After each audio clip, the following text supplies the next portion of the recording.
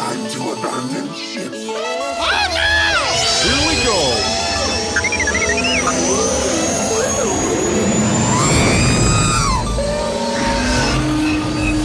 Can I persuade you to join us for a drink? It's a tradition. Here, here. Jar Jar, homie, my main man, quickly. Before the Separatists attack, get into the escape pod. Hey! This is escape, then we're the pod.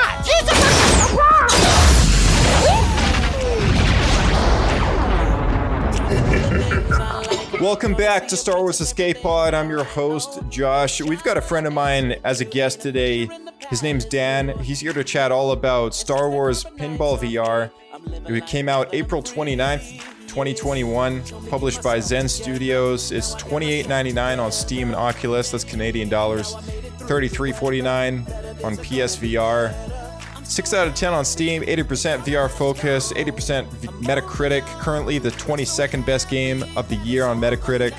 So the newest Star Wars VR experience we're here to chat about today. And we'll get into that with Dan.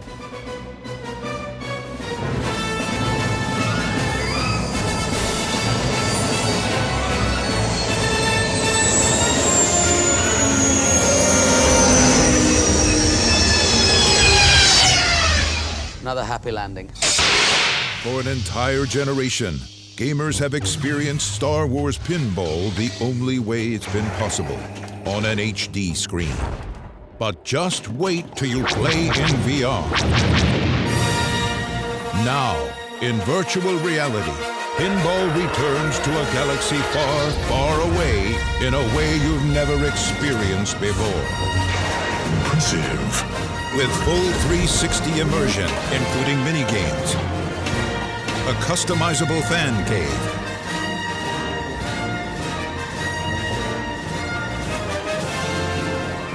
and a few new surprises. On April 29th, Zen Studios and Lucasfilm Games invite you to welcome back your favorite digital pinball tables. Star Wars Episodes 4, 5, 6. Rogue One, a Star Wars story. Masters of the Force. And Star Wars Rebels. Also introducing classic collectibles. And The Mandalorian. Star Wars Pinball VR. Play it again for the first time. All right, Dan, welcome to Star Wars Escape Pod. You're a friend of mine we've been friends for quite a while now, a couple of years, and we work together and everything like that. And it's you're a longtime Star Wars fan, but it would be nice if for everyone listening to just get a sense of who you are. If you wanted to briefly talk about your fandom, maybe the first Star Wars movie that you saw in the theater, and just what that experience was like, and how you became a Star Wars fan, pretty much. Sure. My name is Dan. I'm friends with Josh. We work together. And I've been a Star Wars fan ever since I was a little kid. The very first movie that I recall seeing in the theater was Star Wars A New Hope. I was like, let's see, when did it come out? 76? I was born in 74 or 77. Yeah. So I was just a couple years old. Wow. Yeah, that's young. It gave me nightmares. I had nightmares of the cantina. But loved it. I have fond memories of standing in long, 2-hour, 4-hour lines for Empire Strikes Back and Return of the Jedi. My dad actually picked me up from school early so that we could go wait in line for hours to see Return of the Jedi. Oh man! So it's a lot of fond memories of the original trilogy, and then I just grew up watching all of it. And wow, yeah, that's crazy. That's a really young age to go see. Yeah. A movie like that. I don't know. When Star Wars came out, nobody really had any idea what it was. It just kind of blew everybody away. Yeah, it was just exactly. Yeah, it's just this phenomenon. This is back in a time in which people had to line up and get their tickets and stuff like that. Do you have any vague memory as to standing in a super long lineup, or did you just go to one of those first showings that you just got in and then? Oh no, it was hours in line. Oh, it was okay. Yeah, not like when Phantom Menace came out and people waited like weeks camping out and stuff. Oh yeah. But like, it's like I think 4 hours was the longest, and that was for Empire Strikes Back. And That's crazy. it's just everybody hanging out, talking to each other, geeking out. Yeah. It was actually a lot of fun. It's a different world now. Like people just buy their tickets online. People, I mean, I do it too. I love buying my tickets online, and you pick the best seat in the house kind of thing, and it's yours. But yeah, I mean, I lived through a time still of which that wasn't a thing. And, it's only, I don't know, it's been within the last 10, 12 years that's really been like a popular thing to do, is buying your tickets online. You get VIP, AVX, all the different perks that you can add on, and all done with your smartphone, your app, whatever. It's a different world, right? Like Kids these days don't know how hard it was in the trenches. Yeah, waiting outside, in your tent. You got the fast food, pizza, running. You get someone to run across the street to the gas station, picking up stuff for your snack break or whatever. Yeah, it doesn't happen anymore. I grew up in the era, like, it was Kenner Toys, like, it was funny that you were just going over the Ewok TV shows. Like, I grew up watching those, and the cartoons, Ewoks and Droids cartoons, and we had very little Star Wars in those years in between. Very little Star Wars. And actually, Blake on the show, he was saying to me that his theory, at least, as to why a lot of people of that original trilogy kind of generation just hate Ewoks so much, is because you were so overly exposed to it all the time. You had like the live action movies, you had the animated show, you had all these books that just had Ewoks in them. Like, was it a little over the top, like with all the Ewoks all the time? I was young enough when Return of the Jedi came out that I never hated the Ewoks, but yeah, like I see where, like, it was just, we all wanted the continuation of the story, and like it was just all these like little side things, like no, like, okay, we get R2D2 and C-3PO, but we want like to see like the big battles, like Darth Vader, Luke, and Leia, and we didn't get any of that for not until Force Awakens, like, really. Right. Yeah, exactly. It's and I guess if you were to pick any kind of favorite movie from the franchise, and it includes spin-offs and everything like that, would it be safe to say that your favorite one is Empire Strikes Back? It's really close. It's probably Empire, but I also love Rogue One. Oh, okay. All right. Yeah, that one has generated a lot of respect. I would say it's safe to being the most respected Star Wars film that Disney's done yet. Out of the 5 or whatever that they've got on their list. And it just ties beautifully into the original trilogy at the end there. Yeah. Yeah, it does. It does such a good job. And like, I know that episode 4 these days is such a, as far as even compared to Empire Strikes Back, it's still a much slower paced film. But working on such a smaller budget, and it's so impressive that managed to even become a success. And Rogue One just plays so nicely into that movie in a way that it just almost enhances the viewing conditions, if you know what I mean. Like, it's almost like Rogue One makes A New Hope better in a way. It doesn't take away; it adds to it. Like, it adds to it. Yeah, it's really hard to do for a prequel. Oh yeah, for sure. And that was, I think, a lot of the complaints that, I mean, especially like your generation of fan would probably have about the actual prequels, that came out, was that it's like, oh well, this wasn't what I was expecting. Then it just kind of is a letdown, right? I think if you get any kind of movie that's just not what anyone's expecting, it can be fan expectations, especially Star Wars fans, is really hard to navigate. Like, oh yeah, you're never going to please everybody. Oh, never. There's always going to be the likes and the dislikes and all that, and to me, that's the beauty of Star Wars. It appeals to so many different people in different ways. There's so much material out there. All the fans could pick and choose what they like and what they don't like, and just ignore what you don't like. Oh yeah, totally. It's it's easy to do, right? And it's like, at this day and age with all these interweaving stories, it's really hard to miss out on on some things, but there's still, it's just like, if you don't like it, you don't like it, you know. But what I really like is what they're doing with a lot of these newer novels for this new era that they're building with the High Republic. They're putting out a junior novel, a young adult novel, and an adult novel, as well as 2 different types of comic book series. And these 5 different things are all telling a story with different characters that all happen at the same time. And some of the chapters are like staggered between the books and everything like that. But you can pick one, read it, and enjoy it for what it is. But then if you read all of them, it's just like you just get this like larger scale picture. And I think that's like really defines Star Wars super well, because like you can kind of pick your pieces as you like them, but then the more that you consume, it's just like you just get this greater picture of like what this saga is like trying to tell as a story, which I've always found so fascinating. Yeah. But yeah, so anyway, you've been a Star Wars fan a long time and everything. So to have this VR experience with pinball now, I feel like Star Wars is like the only franchise that is putting as much time and effort into making VR experiences as there is. I mean, now there's like, this is the fifth one on Oculus. And it's been great how like, they've embraced VR, like especially ILM Labs.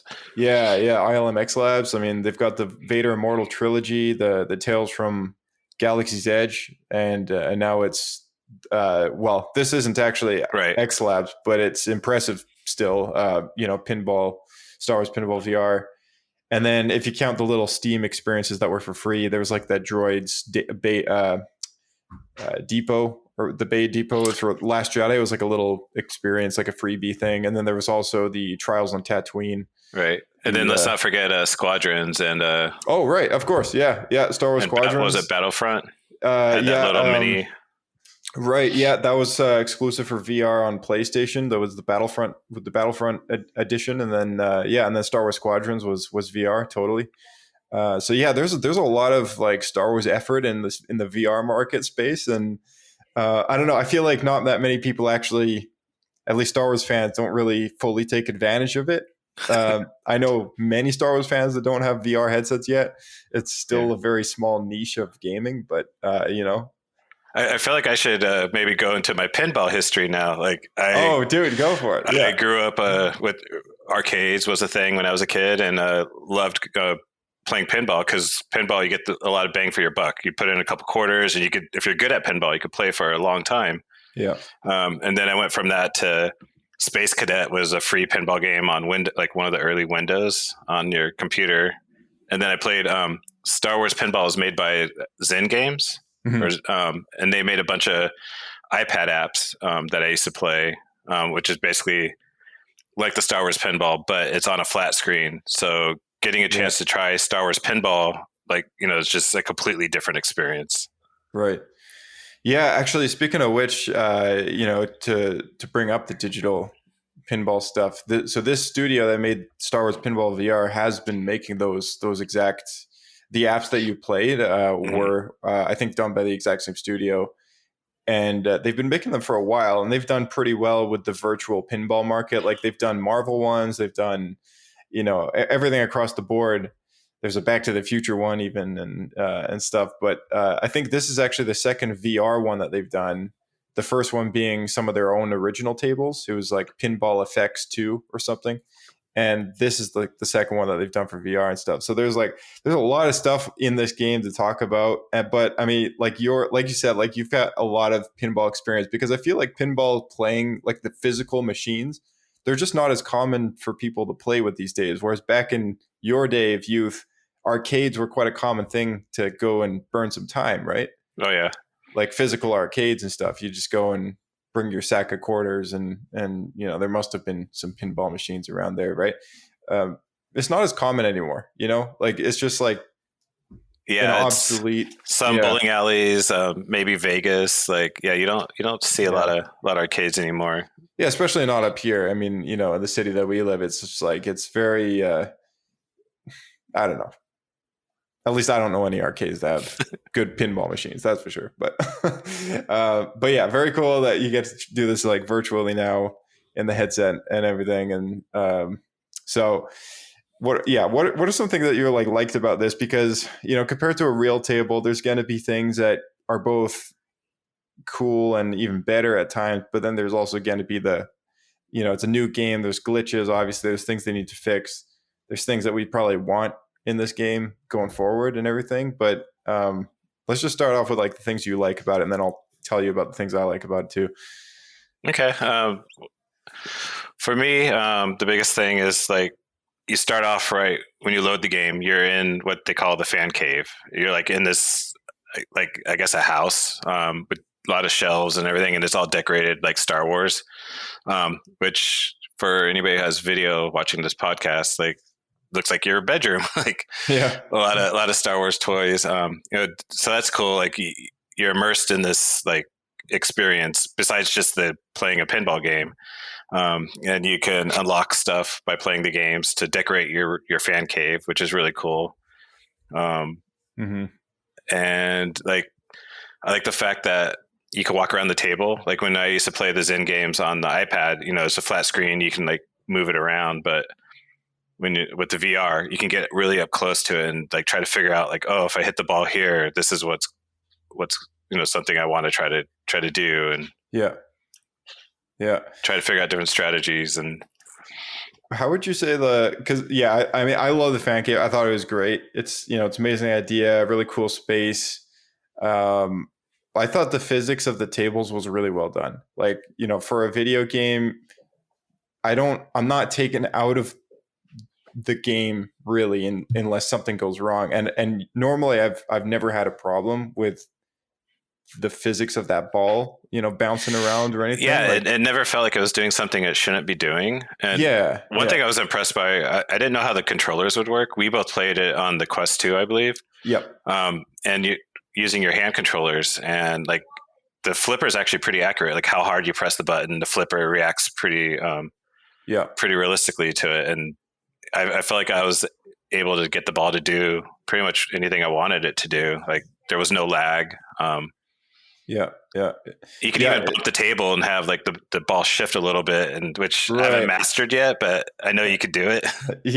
I've done it a few times. If the ball is just kind of teetering around the edge of going behind the down the chute kind of thing to the pit below, but excuse me, I have played around with that. It's pretty cool. If you do it too many times though, the whole table will freeze up, and it'll penalize you by letting a ball kind of die on you first. It's called a tilt. You tilt the table.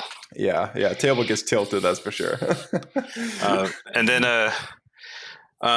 I like that there's a leaderboard. You can go to one of the walls. It's over by the kitchen, and you can look at the scores. And one thing I like is competing.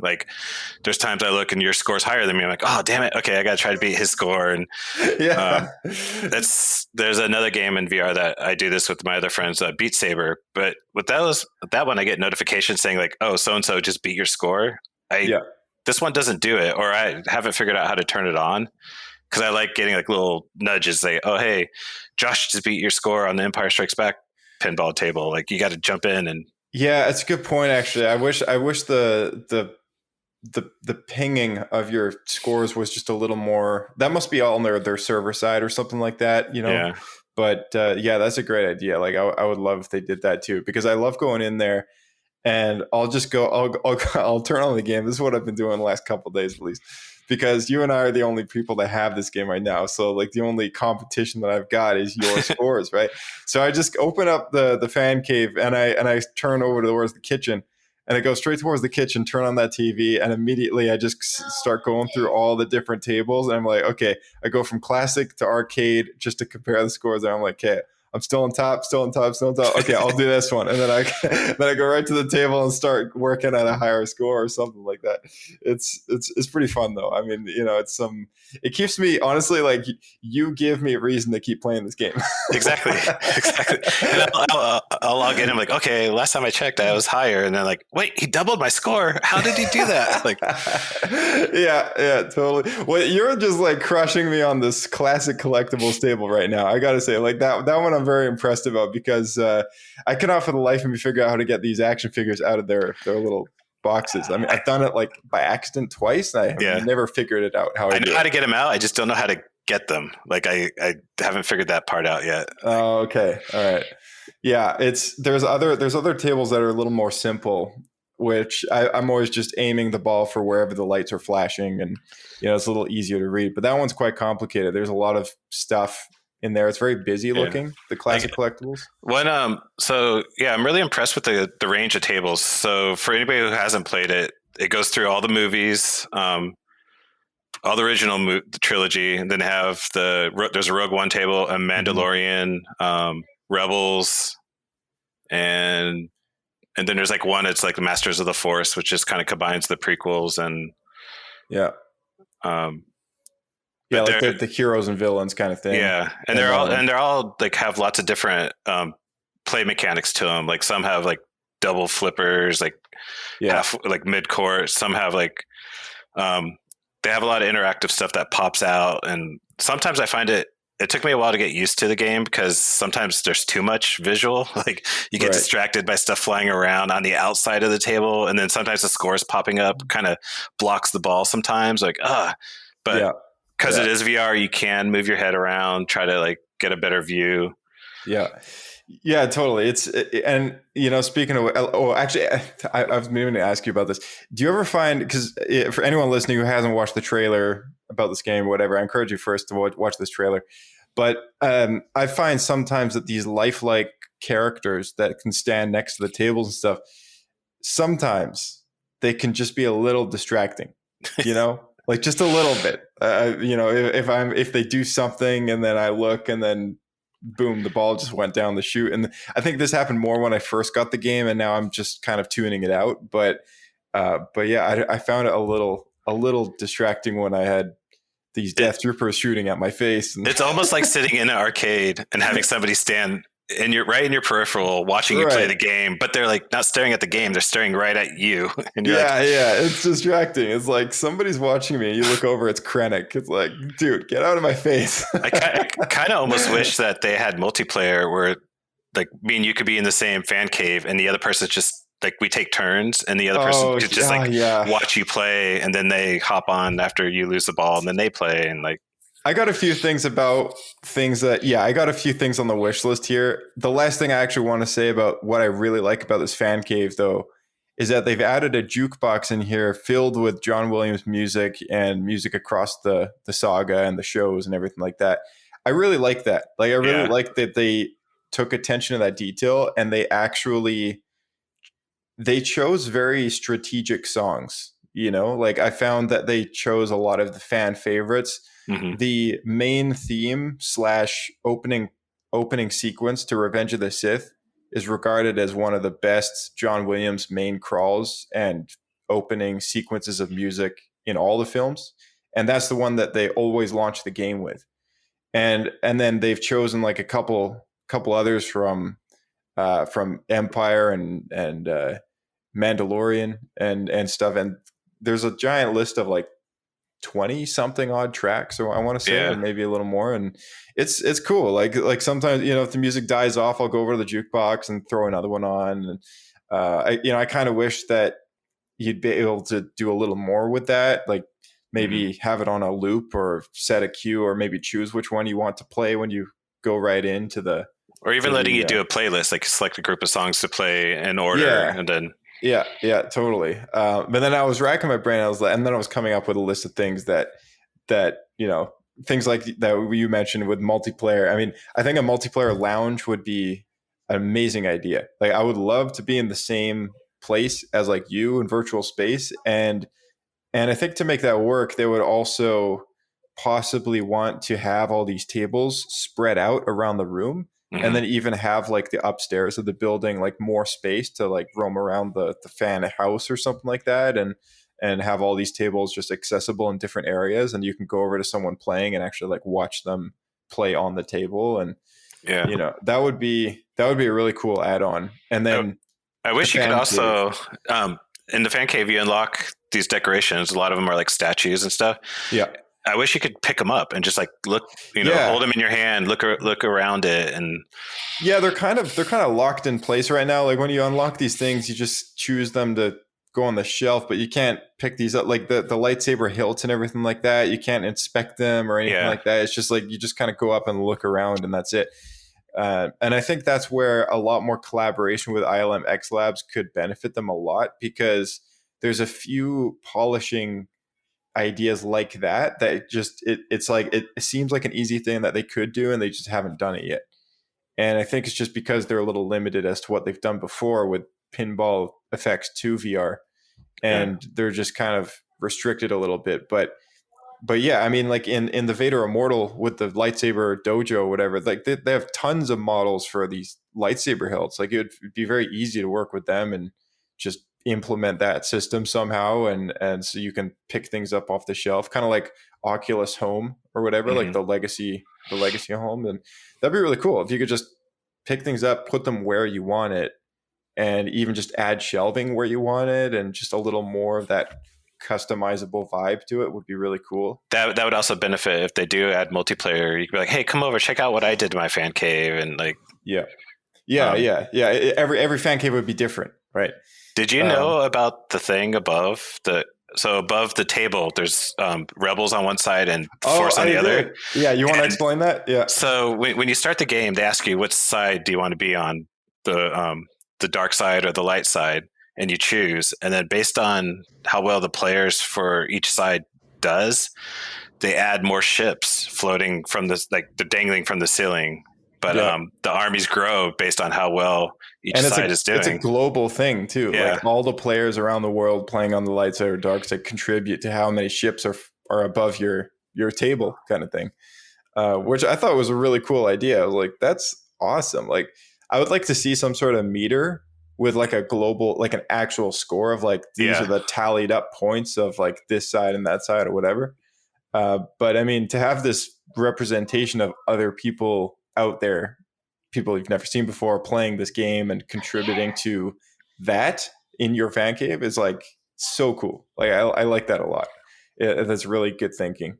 But the one thing I thought it could need is this fan cave TV that I've got in the fan cave is kind of like the main menu screen, if you know, so to speak. Mm-hmm. And I've always thought that would be a cool, if they implemented it, that is, if they had like web support, you could just go to Disney Plus and start playing a movie on that, or even like launch your own Spotify and start playing your own playlist in there. I thought that was a pretty neat thing to implement, because I was playing Top Golf, which is like this golfing simulator, and they have built-in web support on these giant TVs around this like driving range kind of thing, and you can just put on whatever you want up there, and it works. Like that's perfectly cool. Well.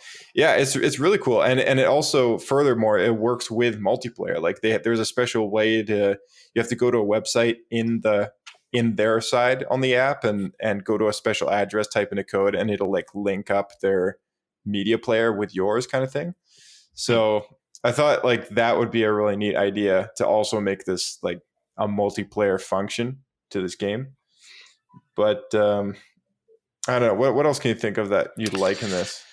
Okay, my cons list. I kind of went over most of it. There's little things like there's this mode where you can go inside the pinball game, and that's kind of like very jarring when you go inside of it, and then you come back out, and sometimes the camera is like not centered correctly, and then you're like panicking trying to recenter the camera before your ball falls. It's a glitch. Like the orientation changes when you tilt your head in a different direction after the timer starts counting down after you set the it's a weird. They just got to knock out that entire camera. It's so useless. They just got to take it out. The other thing is in between balls, your hands, when you're playing the game, your hands are attached, your virtual hands are attached to the side of the pinball game, like if you're really playing it.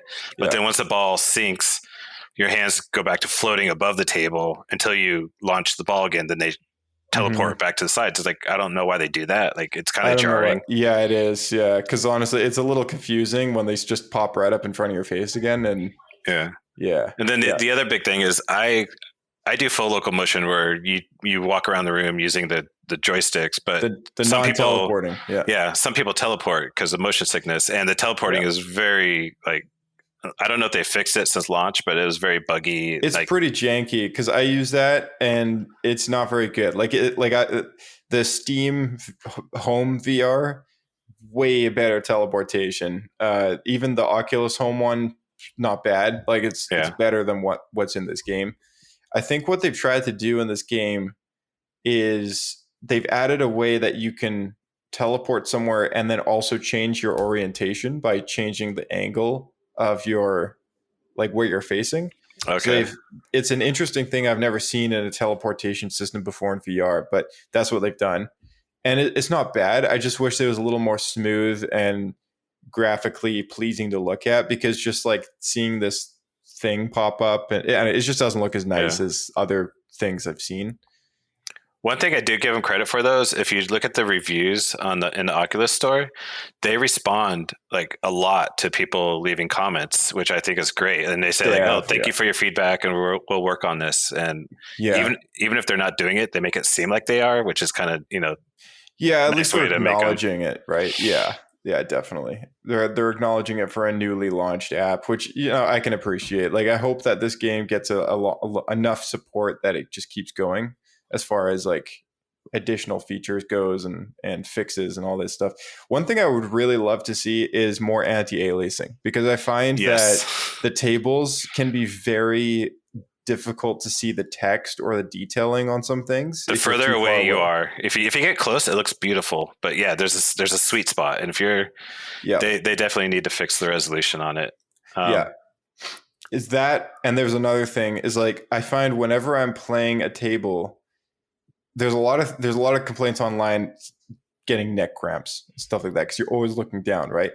I would love to see them implement a travel mode or something, like a special mode where you can look at a table from any sort of angle. Even if you're lying on the couch, you can just see it from like a bird's eye view or something like that. I mean, it kind of takes you out of that lifelike immersion, but at the same time, it's like, it's VR. Like it should be better than real life, right? I would like to see that implemented. There's another game which I know you haven't played yet, but it's called Demio, which is like tabletop Dungeons and Dragons basically, and they have that feature where you could tilt the table as high as you want, so that way if you're laying on your back, you could be playing it like.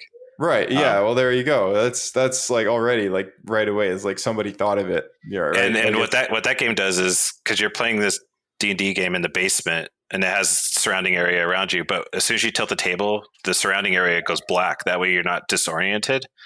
So what Zen games could do with this is, if you tilt the table too much, then they could have the fan cave, go to black or just fade away. So that way you're not disoriented by the surrounding area being like sideways.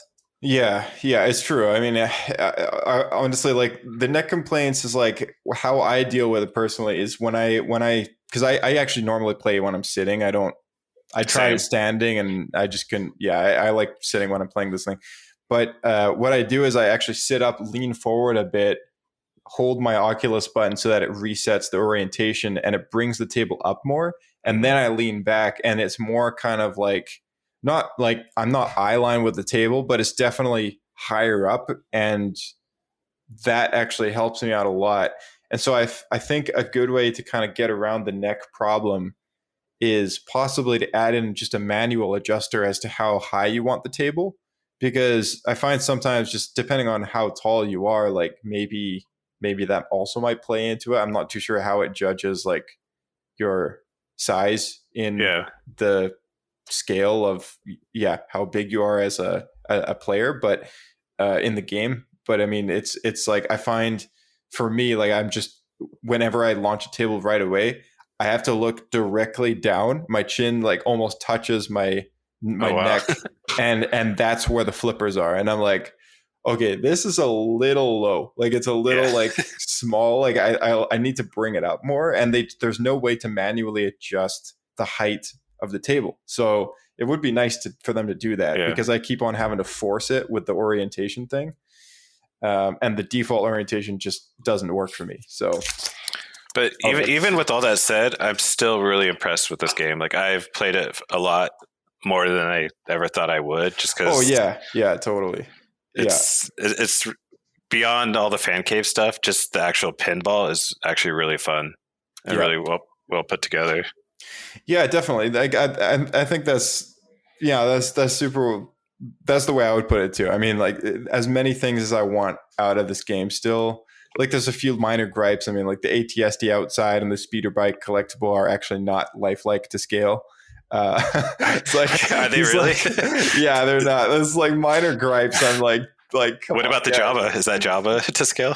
The Java, I don't know. Actually, it looks more to scale than the ATSD does, but yeah, that's true. The ATSD is pretty small outside the front door. Yeah, and the speeder feels like it was like made for a toddler on one of those electric little toy vehicles. You know, it looks like something like that. The Java could be bigger, I think, just based on my own memory as to him next to Leia. But I don't know. Maybe I'm just overthinking like how much detail they really need to put into this thing. But it would be cool to see if they did that. I mean, one thing that I do have to say about it, I find being in VR, our field of view is not very big, right? It's not as good as real life. I find that the LED screen that they have on the back of the table can sometimes be a little. It's easy to miss stuff. I wish that was bigger. Definitely, because you have this tall backboard, and most of it, 90% of it is just a graphic, like a painting. And I'm like, why not utilize more of that for the LED screen where you're getting all your information, your score, your missions that you're supposed to try to do. Mm-hmm. I definitely agree with that. Yeah, I feel like it would be, or even just anything to indicate that it's like, hey, look at the screen or whatever, you know, some sort of pop-up, right? Like I think they just need better pop-ups for directing players as to how to use the table while they're playing. It's like something new is showing up on the screen. Like there should be a little arrow that's just like, you know, indicating you to like look up there or whatever for just a quick second. And you know, that and just tutorials for the tables. I found that I've tried to understand how the table's teaching me how to play, and I still just can't. Like, I need a visual reference of like a ball going through the thing to show me. Like, the arrows just don't work for me. Yeah. Right now, the tutorials are just like text that you read flipping through menus, and I'm like a manual. Yeah, like I'd want like having a little walkthrough. Like, hey, this is like it could be a little cut scene where they show you the table. Like, hey, these are the main goals, and obviously they may not want to spoil everything. There could be little hidden surprises that you discover, but at least give you the basics. Like, yeah. But actually, speaking of surprises, though, because that's kind of only the last complaint I have. But as far as this game is with surprises, there has been many things, because I didn't watch any reviews when I bought it. I just bought it like day one, boom, and then just, you know, I tried it, and there's so many things on these tables that are like, oh, like, and this thing pops out, and you know, or some ship takes off and flies away. It's like, that's so cool. And you know, I think like that's what makes this such a cool experience, because like, yeah, it's pinball, but it's virtual reality, which means that they can do some things that a real pinball table can't do. And it's where like the real opportunity presents itself to make it even better in a different sort of way, if that makes any sense. But there's so much potential here, and I've really enjoyed playing it. And you know, you've enjoyed playing it quite a bit, but it would be great to see a little more come out of it in the future, kind of thing. So I'm curious if they're ever gonna with the Oculus Quest, you could do hand tracking where you're not using controllers, you're just using your fingers. I'm wondering if this is a game that they could possibly add that to, and you're just pinching your hands to hit the flippers.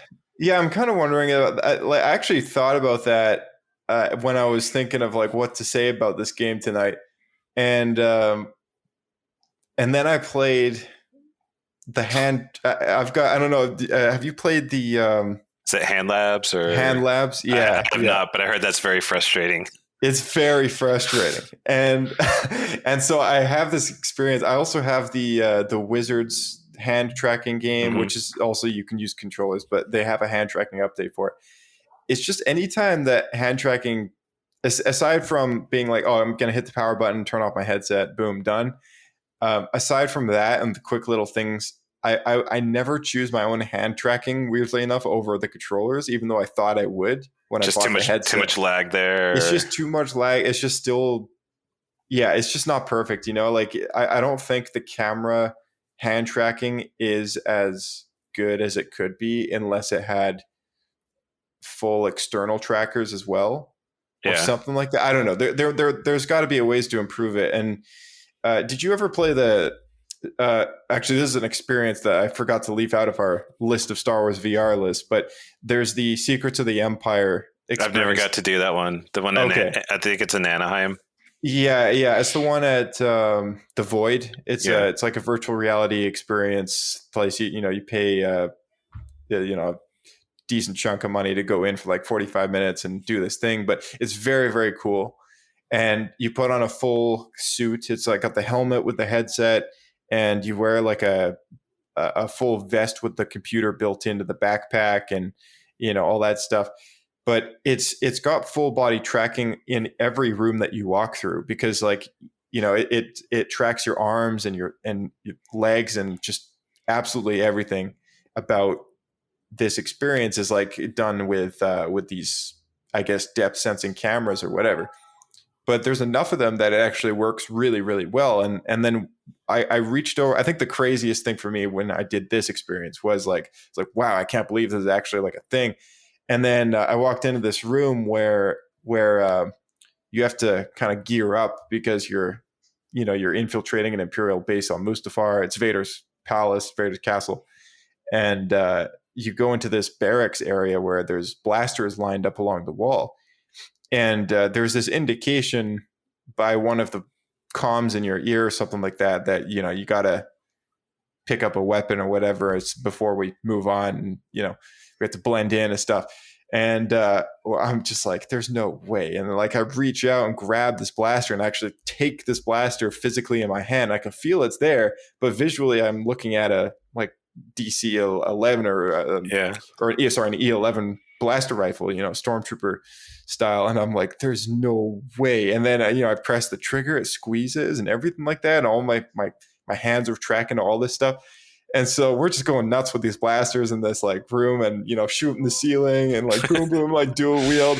And as soon as that happens, of course, an alarm goes off and like then everything goes wrong because I think they expect the players to do that. Yeah. And so it just reacts to, our reaction playing the game. We only did it once, so I don't know if that's the same for everybody. But it was so cool. And I just remember thinking like, this is next level gaming right here, and such a sought after experience. But to have a $400 or so headset that even has a function to track your hands, as not useful as it is half the time, is still pretty cool. Yeah. And like, even if it isn't like a primary way to play a game like this, I would still love to see them try it because they can. You know what I mean?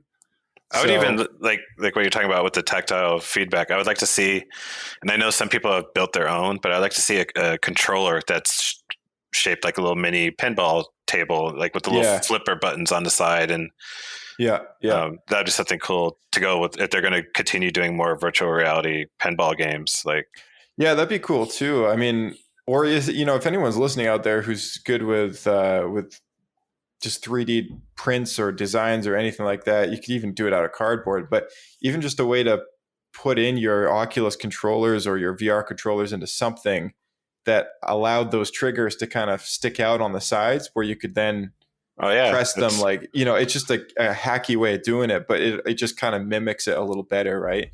And it's some people are so smart when it comes to that. Just I saw one video of some guy who played Star Wars Squadrons, and he rigged up an entire flight stick and everything to a Xbox controller with like elastics and pieces of wood that he'd like trimmed and cut and everything like that. It was crazy. It was this very elaborate thing, all hooked up to an Xbox controller. I was like, that is nuts. I'm like, oh, wow, like that's some next level thinking right there. So it would be cool to see something like that, online, if anyone got creative with peripherals for virtual pinball. But yeah, it's a cool game, man. It's a cool game. Like I've been enjoying it a lot, and looking forward to beating more of your high scores. So. I appreciate the challenge. Like, it pushes me to do better. Well, as a longtime VR user like myself, do you have any last words to say about this game? I recommend it. It definitely has some room for improvement, but if anybody likes Star Wars and they like pinball, then I would say give it a shot. Like, sweet. All right, man. Well, thanks for coming on the show. We'll have you again in the future for some DLC on Tales from a Galaxy's Edge, perhaps, or something like that. Thanks for having me. All right, guys, thanks for tuning into the show, and thank you again to Dan for coming on and spending some time with me chatting about this game. He's a good friend of mine, and it's always nice to have good people on the show and just have a good Star Wars chat and everything like that. I enjoy doing that, and I know it's at the end of the day, this entire concept of a podcast literally came from just lengthy conversations with friends about Star Wars. And then the follow-up question as to, man, we should have recorded that. That would have been interesting for other people to listen to as well. So hopefully we're still nailing that goal for you guys. And, we'd love to know your thoughts on it, as well as your thoughts on Star Wars Pinball VR. So feel free to send in an email at swescapepodcast@gmail.com. Our Twitter is at swescapepodcast, as well as our Instagram. And our SpeakPipe address is in the description below. Feel free to leave a voicemail there. And you can also send in a voice memo via email to our inbox. And we'd love to hear your voice. And if it's relevant, we'll definitely play it on the show as well in upcoming episodes. So feel free to do that. We've got What Happened episodes coming up on the show for Saw Gerrera, Tarkin, Echo. I mean, there's so many that we're going to do. And I mentioned a few last week as well, so stay tuned for all those. They're coming eventually, as well as our reviews for The Bad Batch on a weekly basis going forward with Blake. And stay tuned for our possible after show with Diego called The Bad Batch Talk coming later this year. May the Force be with you guys, and we'll see you next time on Star Wars Escape Pod.